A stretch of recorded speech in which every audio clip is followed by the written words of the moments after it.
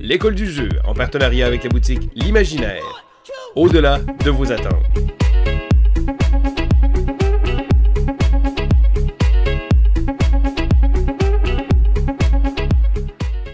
Bonjour et bienvenue à l'école du jeu. Et aujourd'hui, je vous présente un segment à table. Donc, comme Vince a fait la semaine dernière, le segment à table, c'est justement tout de suite après une partie, un petit débriefing, donc un tour de table. Et aujourd'hui, le jeu qu'on a, c'est Dominations.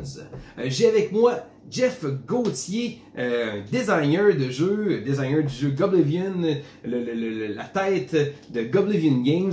Mais en vérité, c'est un ami à moi, donc c'est mon ami Jeff aujourd'hui qui est avec moi. Salut Jeff! Yes, salut Sylvain! Donc, aujourd'hui, le débriefing qu'on fait, Dominations. Donc, premièrement, quand que tu as eu, parce que là, c'est, je vais vous le dire tout de suite, c'est notre deuxième partie qu'on fait ensemble, donc une partie à 2 joueurs. Mais quand je t'ai présenté le jeu, c'était quoi ta première impression, ton premier feeling du jeu?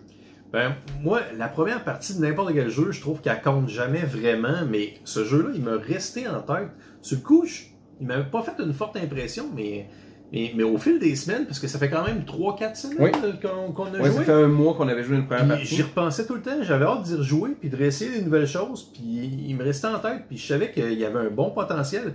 Puis juste d'y penser qu'il y a 5 extensions à ce jeu-là, je trouve ça incroyable, parce que la version vanille est tellement complète, puis il est tellement bien balancé avec tout ce qu'il y a. Il y a beaucoup de matériel présentement sur la table devant nous. Ouais, parce que je dirais que c'est vrai, la première partie qu'on avait faite, les deux, je pense qu'on était sortis avec le même feeling, en disant comme, c'est un bon concept, mais il y a quoi, je sais pas, il manquait peut-être un petit peu de fluidité, parce que, faut pas se le cacher, le jeu est pas nécessairement complexe, mais il y a beaucoup de morceaux qui viennent en relation les uns avec les autres.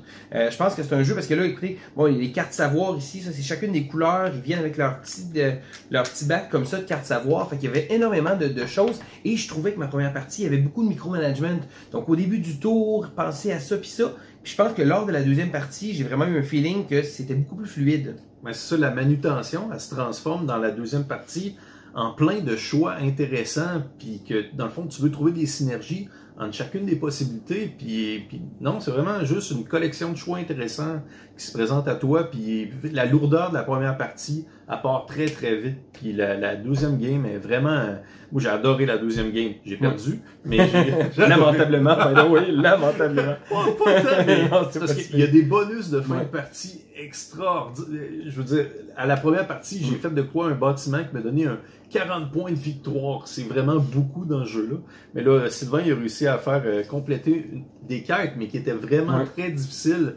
Et il a été chercher un 70 points de victoire en fin de partie. Ça a créé un écart gigantesque. Mais juste à une deuxième partie, j'ai vraiment eu l'impression de plus comprendre qu'est-ce que je faisais. Il me semble que la première partie, j'avais l'impression que le jeu était comme too much pour moi. Puis juste le fait de jouer ma deuxième partie, j'avais un peu plus sous ma lignée. Puis comme je dis, il y a tellement une quantité différente de cartes, de savoir qu'on peut bâtir notre arbre de technologie. Je vais faire défiler quelques photos de notre partie là, sur pendant la vidéo, mais il y a vraiment de quoi à faire avec ça. Quelque chose que je veux souligner, c'est que le jeu s'appelle Domination, puis les cartes de domination sont vraiment prioritaire à avoir. Sylvain, il a un peu brisé le jeu en faisant un système de 2 pour 1. Mais en fait, on peut convertir des ressources. Puis ça, je pense que, je sais pas, j'ai presque eu l'impression de tricher le jeu. Mais d'un autre côté, dans les règles, ça montre, ça dit que à n'importe quel moment, pendant notre tour, on peut convertir 2 ressources pour une. Parce qu'on a tous un petit arbre ici de ressources qu'on fait monter, donc différentes couleurs. Bon, en fait, c'est des facettes de notre civilisation. On s'entend, nous autres, c'est des couleurs. Mais ça fait en sorte qu'à la fin de chaque époque, donc à la fin, il y a 3 époques dans la partie, on va regarder les gens qui sont majoritaires sur chacune des tracks. Et ces gens-là vont gagner une de ces cartes-là de domination.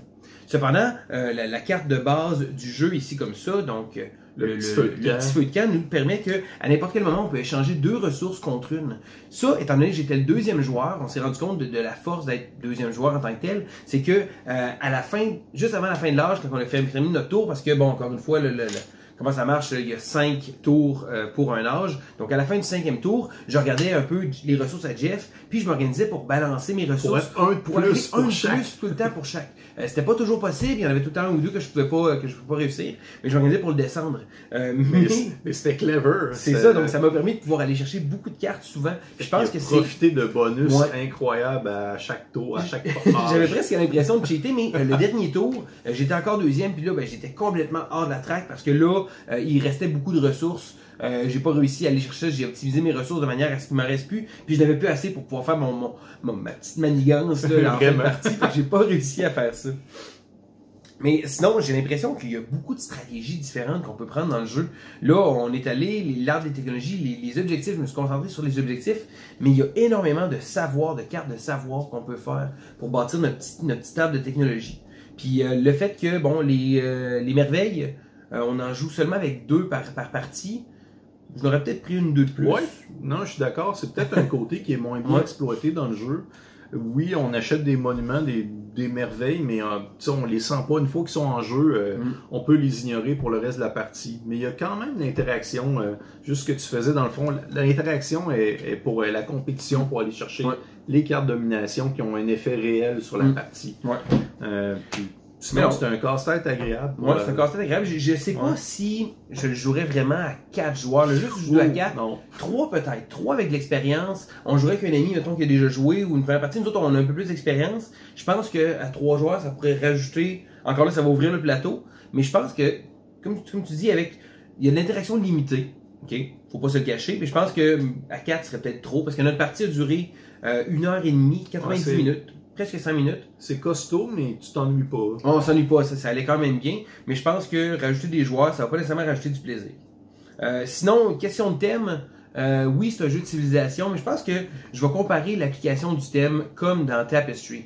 Il y avait du monde qui ont chialé sur Tapestry en disant que c'est pas un jeu de civilisation, mais un jeu avec un thème de civilisation. Je pense qu'ici, je sens pas vraiment que je fais évoluer une civilisation. Je sais pas pour toi, Jeff, là. Non, mais je comprends les choix, exemple comme Sylvain, il y avait l'objectif d'avoir 10 cités, dans le fond, qui sont séparées, qui sont pas collées. C'est le Japon, donc c'est des îles. On comprend l'idée derrière, mais c'est forcé, mais c'est cool. Moi, je dirais que chacune des cartes, le monothéisme, le census, la doctrine militaire, la poterie, philosophie, j'avais pas vraiment l'impression de faire grandir ma civilisation. Puis quand je créais ces choses-là, c'était pas comme un arbre de technologie, j'avais comme l'impression de construire de quoi. J'ai construit une carte, j'essaie de faire fitter des couleurs, puis comme ici, là, j'ai pas l'impression que ça c'est la puissance militaire, puis l'autre c'est la culture, la religion, c'est des couleurs. Ouais, c'est ça. C'est des couleurs ultimement, mais ça enlève rien au puzzle. Fait que je dirais que c'est intéressant, c'est 2 petits puzzles à faire, le puzzle sur la table avec les triominos comme ça, ici comme ça, qu'on va devoir placer pour pouvoir faire des ressources, puis également l'arbre de technologie qu'on va construire, et au départ c'est facile de construire, mais à la fin je me cassais vraiment la tête, essayer de remplir mes nodus pour que ça fait bien. Ça, c'était plus difficile un peu à la fin. D'ailleurs, je parlerai du nom du jeu qui est par rapport à ça que moi, je n'avais pas vu.